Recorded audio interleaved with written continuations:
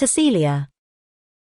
Drink to me only with thine eyes, and I will pledge with mine, or leave a kiss but in the cup and I'll not look for wine.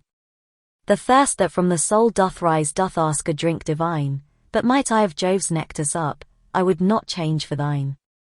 I sent thee late a rosy wreath, not so much honouring thee as giving it a hope that there it could not withered be.